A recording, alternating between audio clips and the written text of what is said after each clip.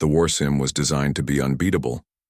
A hyper-immersive neural battlefield based on 10 years of actual galactic conflict, drawing from millions of hours of recorded skirmishes, failed diplomacy, catastrophic losses, and the tactical cunning of a dozen alien civilizations. But the moment the Deathworlder cadets stepped into the simulation chamber, something shifted. Their boots hit the steel mesh floor with the weight of planets, and the holographic stars around them flared like they sensed something primal, something lethal, entering their domain. Bred from worlds so hostile that even their gravity tried. To kill them, these cadets weren't just soldiers in training. They were survivors of firestorms, apex predator hunts, toxic air, and bone-crushing atmospheres, and their minds were as weaponized as their bodies. They didn't strategize. They hunted, adapting in milliseconds, reading the battlefield like a second language written in blood and shrapnel. The sim unleashed its opening salvo: orbital strikes, stealth drones, planetary insurgents. But the cadets tore through it with terrifying unity, flanking before the AI could finish its calculations, overwhelming command centers with coordinated brutality, hijacking enemy fleets mid-orbit and turning them against their own creators. One cadet, a girl with silver scars across her temple, jacked directly into the sim's neural grid and fed it contradictory command logic, causing entire legions of simulated enemies to implode from systemic doubt. Another, mute by choice, brought down a planetary shield with nothing but kinetic blades and a stolen reactor core.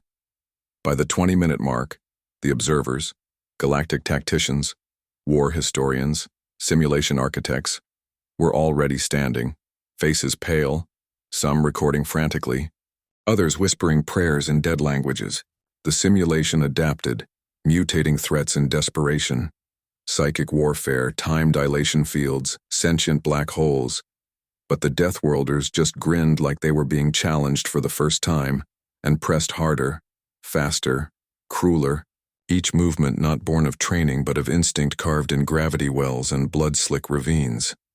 At minute 42, the sim began to fracture, corrupted by tactics it had no precedent for, its logic engines screaming errors as cadets rewrote the rules mid-engagement, weaponizing the very code that held the galaxy's worst horrors. And by the 57th minute, silence. Total silence. As the final simulated enemy blinked out, the stars dimmed, and the war-scarred projection room collapsed into a hushed darkness, broken only by the slow, deliberate steps of the cadets, as they exited unsmiling, unaffected, their mission done before the architects could even register the depth of what had happened. The Deathworlders hadn't won the simulation. They had annihilated the idea that it was ever a challenge. Outside the simulation chamber, the air felt thinner, not from pressure loss, but from the suffocating awe that clung to every observer in the war hall. Dozens of alien strategists, AI, overseers, and veteran commanders stood frozen, their gazes locked on the exit door as if expecting the Deathworlder cadets to burst through it again and shatter reality itself.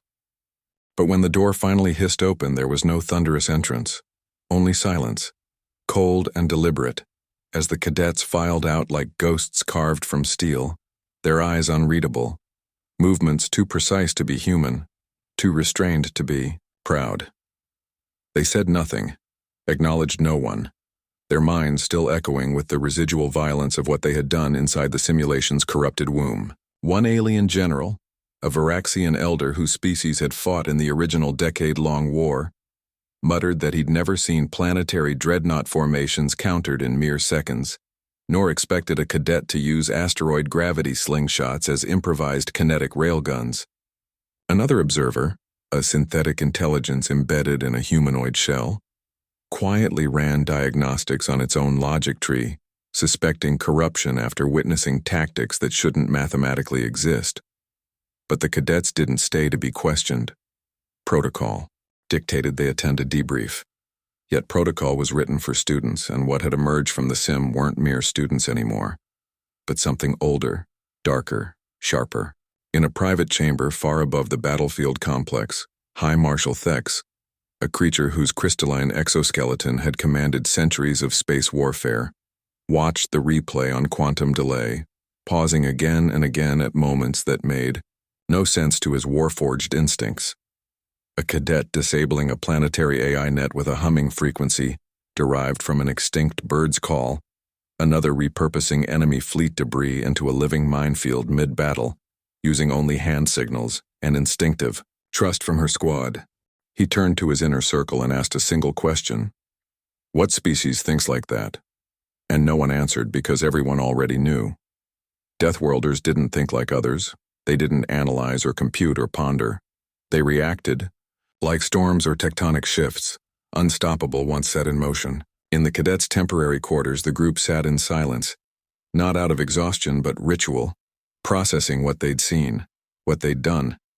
One of them, Lyra, the girl with the neural scars, watched the glitching remnants of the war, sim still flickering in her retina overlay, where battle strategies were collapsing into abstraction, like art unraveling in fire. Her voice was calm but carried weight when she finally spoke. They'll come for us next.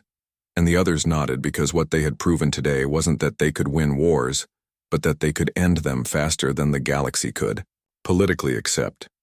Their existence was a threat, not to any one species or command structure, but to the illusion that war required time, sacrifice, attrition. The simulation had been a message, but now it had become a prophecy. Across the galactic net, footage was already leaking, smuggled clips of Deathworlders walking calmly through hellscapes, of enemy AI begging for surrender mid-battle, of impossible feats rendered casual by their unity, and with every view, with every transmission, the cadets became something more than elite.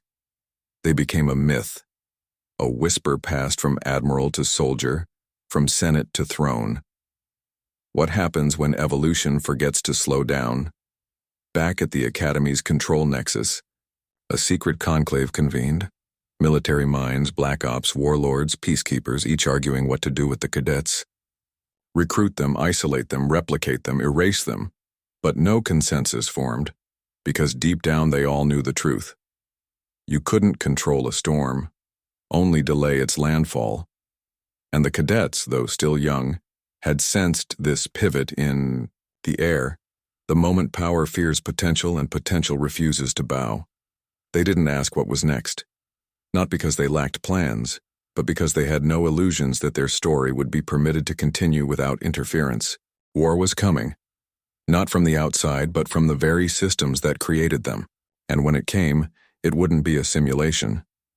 3 days after the simulation, the Academy was locked down, officially for security recalibration, but the cadets knew better. Surveillance patterns shifted subtly, meals arrived via drones, instead of staff, and high-frequency scans pulsed through their walls every hour, searching not for weapons, but for anomalies in their minds, their biology, their limits. The galaxy had seen too much, too quickly, and now the very hands that forged them were trembling at what they'd unleashed. Lyra stood by the viewport, watching distant ships shift positions like pieces on a board already set for war, except this time, the board feared the players. Across from her, Jex, the silent cadet who had gutted a planet's defense grid with nothing but movement, assembled and disassembled a pulse blade with methodical calm, his fingers more precise than machines.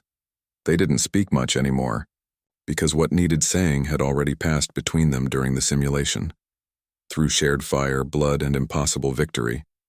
When the order came, disband the unit, reassign the cadets to distant corners of the galaxy for advanced specialization, it was delivered through cold text on sealed terminals, devoid of ceremony or gratitude. The message might as well have read, "You are too dangerous together." But command had miscalculated, assuming these cadets followed orders like soldiers, not realizing they had long since transcended the need for external permission.